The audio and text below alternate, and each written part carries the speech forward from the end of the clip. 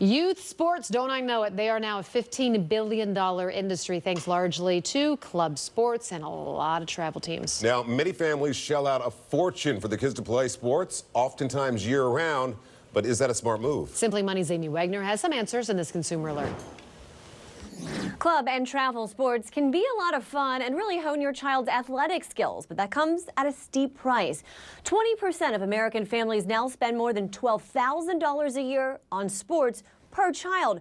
Why do they do it and how can they afford it? Tonight, a closer look and some expert advice. My husband works for Procter & Gamble and has a great job there, and I work seriously in order to pay for all of our sporting activities that the children do. Shelley O'Neill has 4 children, and all of them play sports. A lot of sports.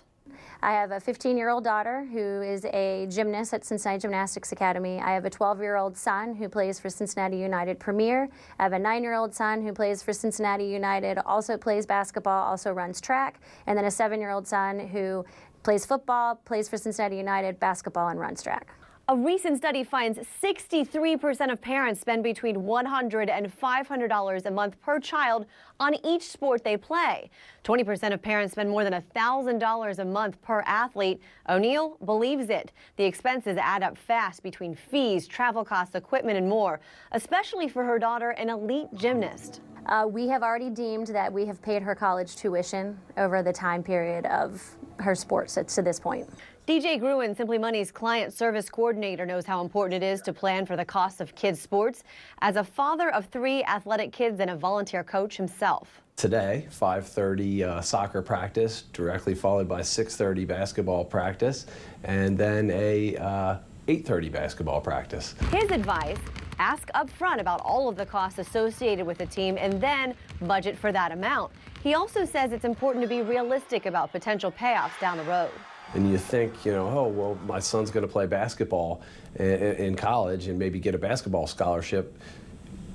If he does, that's fantastic, but you might have already paid a significant portion of that up front for playing basketball year-round. And only about 2% of high school athletes get athletic scholarships for college, and many of those only partial awards. So let's crunch some numbers here. Spending $500 a month on your child's sport for 12 years equals $72,000. Now, if instead you'd invested that $72,000 over 20 years, assuming a 7% return, that would mean another $278,000 for your retirement, perhaps.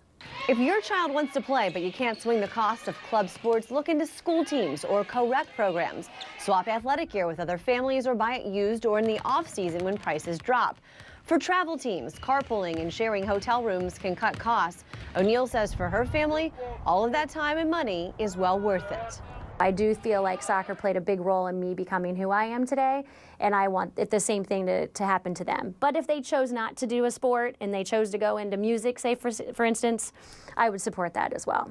Gruen says it's important for parents to keep academics at the top of the list of priorities.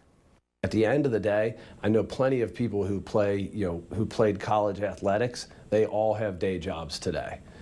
So your education is more important. So if you're going to spend money, I'd say that's where you do it. One other important point here, doctors say kids who specialize in one sport year-round are 70% more likely to suffer an injury. The Simply Money point, giving kids an off-season could save you money on fees and medical care. For Fox 19 Now and Simply Money, I'm Amy Wagner.